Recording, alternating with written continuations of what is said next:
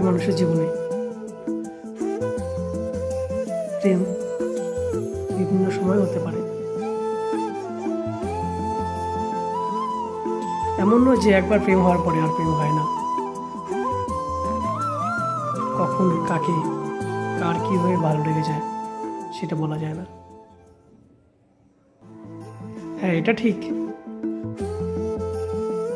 যারা সত্যিকারে ভালোবাসে তারা যদি কারোর সঙ্গে একজনের সঙ্গে এঙ্গেজ থাকে তাহলে আর অন্য কারোর সঙ্গে অ্যাটাচ হওয়ার কথা ভাবে না বা ভাবতেও পারে না।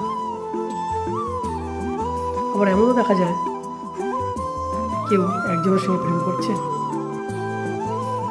তার মনে আরও 2-4 জন বাস করছে। সেটাকে কি বলবে? সেটাকে প্রেম বলা যাবে না? সেটাও একটা প্রেম, বাট সেটা তার প্রেম নয়, সেটা হচ্ছে মোহ। কিসের মোহ? না, শরীরের মোহ। ওটাকে প্রেম বলা চলে না। আবার যারা একজনকেই ভালোবাসে, একজনের প্রতিই আবদ্ধ থাকে, তারা দেখবে সেই জনকে ভালোবাসতে বাসতে তার মায়ায় পড়ে যায়।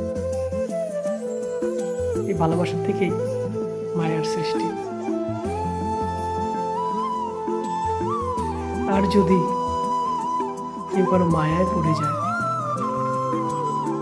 আর যদি সে তাকে না পায়, তাহলে তার জীবনে কত যে ঝড় বয়ে যায়, তার জীবনটা যে উলট পালট হয়ে যায়, সেটা আর কেউ বুঝতে পারে না। যে মায়ায় পড়ে একমাত্র সেই বুঝতে